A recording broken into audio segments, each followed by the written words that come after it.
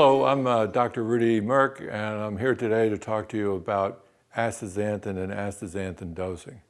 Now, many of you have seen the Dr. Oz program and the interview with Dr. Mercola, and you've read about the benefits of astaxanthin.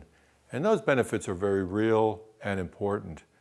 Reduction in inflammation, helps your skin, helps your eyesight because it helps prevent macular degeneration.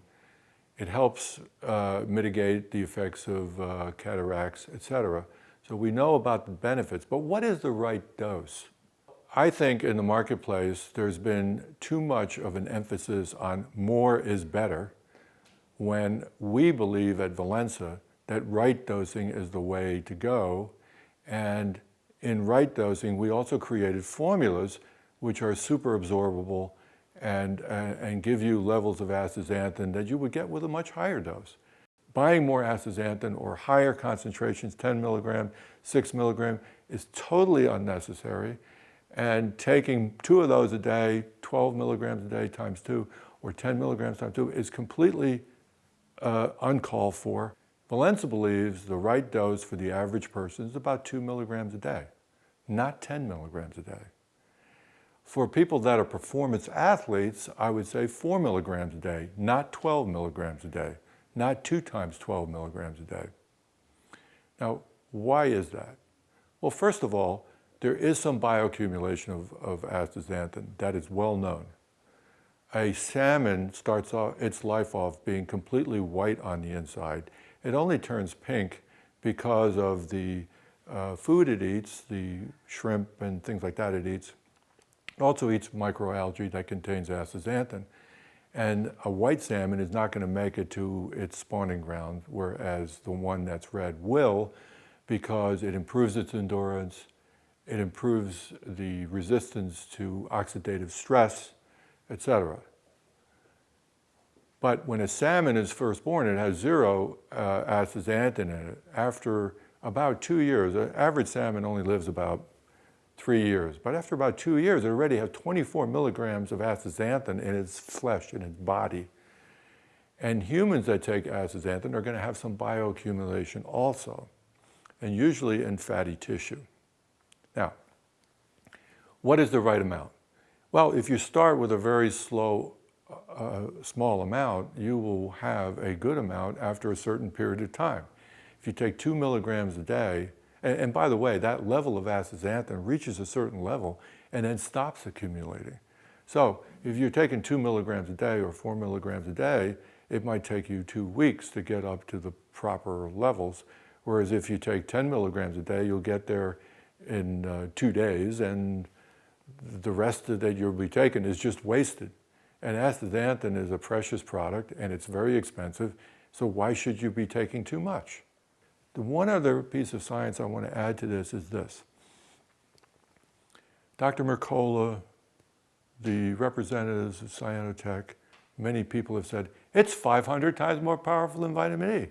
It's 46 times better than lutein at capturing single oxidant. It's 3 times better free radical scavenger. It's more potent than beta-carotene, lutein, all these things.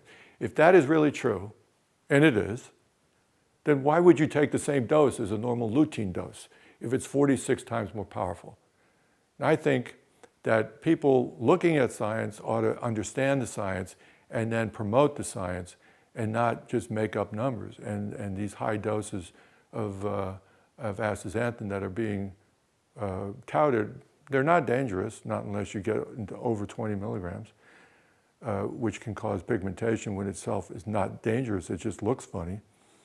But why not take the right dose that'll do the thing that you want it to do and not try to hype these large doses just so people can make money. One other note of caution is that if you take more than 20 milligrams a day, there is the possibilities that you'll have the same effect that happens with beta-carotenosis. Beta-carotenosis is a condition often found in anorexic females where their palms turn orange because they drink carrot juice instead of eating normal food. And even Steve Jobs, who was a vegetarian and well known to be binging on certain things, had orange palms. And so this will happen with astaxanthin. You'll get pigmentation if you're taking more than 20 milligrams a day. And I also recommend not taking more than about 60 milligrams a day of any carotenoids, because that can lead to pigmentation. Astaxanthin, as a mono or diester, which is the natural form that comes out of Haematococcus pulvialis, does not get absorbed in the body. It cannot be absorbed in the body because of those ester groups on it. These are big molecules. What has to happen is it has to hydrolyze in your gut. And in your gut, it forms free astaxanthin, the so-called alcohol form or hydroxy form, and that is absorbed. And that's a fat-soluble molecule, so if there's fat around, the fat helps carry it into the body.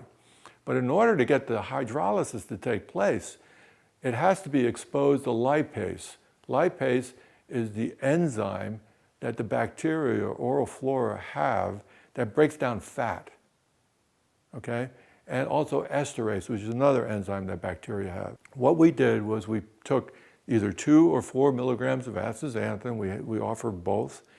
We added perilla oil to help dissolve the astaxanthin. Then we added a surfactant, a soap, if you will, a natural soap, organic sunflower phospholipids, added that to the package. And when that goes into your gut, the phospholipids act like a soap, disperse it, the bacterial flora can break down the ester groups. The perilla oil helps carry it into the body. So we have a very bioavailable form, probably 2 to 3.7 times more bioavailable than anybody else's astaxanthin on the market. We believe that you will get even top triathlon, endurance, endurance skiers, and that sort of thing. These people will benefit with 4 milligrams using the xanthin XP3 formula that Valensa has developed. And we think it's the best product. It's also reasonably priced because we're using less astaxanthin to do more. And remember this, it does bioaccumulate, it does accumulate in the eye, in the brain. There is a benefit to that. However, overdosing yourself with it, taking massive amounts is uncalled for and totally unnecessary.